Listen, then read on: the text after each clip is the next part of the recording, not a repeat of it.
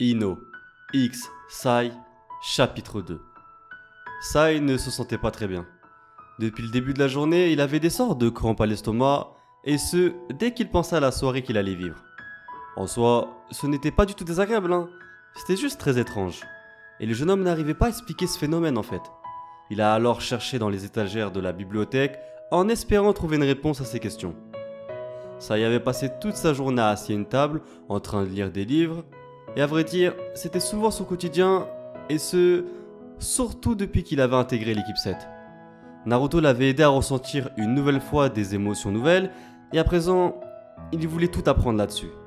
Sai avait changé, hein. Il sortait plus souvent avec ses amis, mais il faut l'admettre, hein.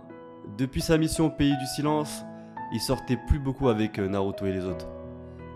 En fait, il arrivait peu à se sentir à sa place parmi eux. À chaque fois qu'il refusait poliment pour aller se réfugier sur les toits de Konoha, beaucoup de ses amis ont commencé, à le rejeter et à dire qu'il était très bizarre. Dans les toits, il dessinait jusqu'à tard le soir, hein. Parfois, il dessinait même pas, et des fois, il regardait juste le paysage et les étoiles en réfléchissant au passé. Pour Sai, s'il avait accepté de sortir ce soir avec Ino, c'était simplement pour rembourser une dette. Et cette dette, elle avait l'air d'être remboursable avec une sortie d'après Ino. Vers 19h, Sai quitta la bibliothèque. Au moment où il allait traverser une rue, Naruto et Hinata le bousculèrent. Mais cela ne les empêcha pas de continuer leur course, hein. Naruto se retourna et cria « Bonne chance pour ce soir mon pote !»« Excuse-nous Sai, hein. Naruto a quelque chose à me montrer et ça n'a pas l'air de pouvoir attendre », dit Hinata avec un regard désolé. « Passe une bonne soirée quand même !» Après ça, les amoureux disparurent à un croisement. Surpris, Sai mit quelques instants à se rendre compte. Mais comment ces deux étaient au courant que je sortais ce soir?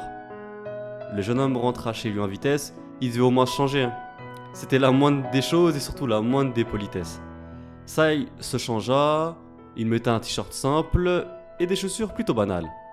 Alors oui, c'est simple, mais il avait rien de classe de toute façon, donc il s'est dit qu'il allait prendre le parti pris de miser sur quelque chose de plutôt banal et assez simple, ce qui aurait au moins le mérite de faire de lui, quelqu'un de plutôt normal et de pas très extravagant.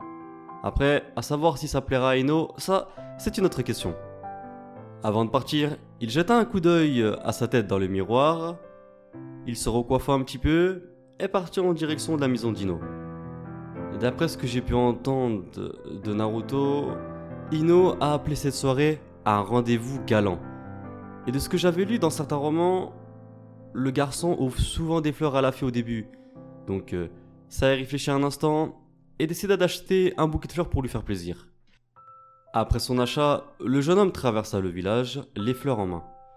Il ne fallait pas trop qu'il traîne trop, hein. La nuit commençait déjà à tomber et on pouvait déjà voir quelques étoiles dans le ciel. Sai arriva enfin devant sa maison. Il sonna et presque immédiatement la porte s'ouvrit. Ino était là, le sourire aux lèvres et les joues un peu rosées. Bien sûr, par respect, Sai lui sourit en retour. Était-il sincère? Ça, c'est pas sûr. En lui donnant le bouquet de fleurs, il lui dit « Tu es très en beauté ce soir ». « Merci », répondit Ino avec un sourire au coin des lèvres. « Tu as lu ça dans un livre, hein, pas vrai ?» répondit Ino. « Oui, mais j'ai bien aimé cette idée.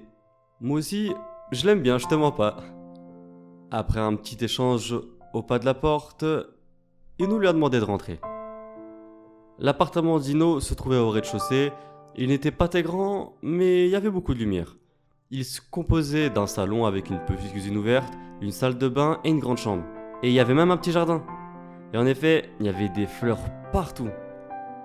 Ino venait de prendre un vase et avait mis le bouquet que Sai lui a offert là-dedans. Elle le posa sur la table, elle mit ses mains sur ses hanches et regarda la pièce d'un air satisfait. « C'est joli toutes ces fleurs », murmura Sai. « Oui, c'est apaisant », répondit Ino en se retournant.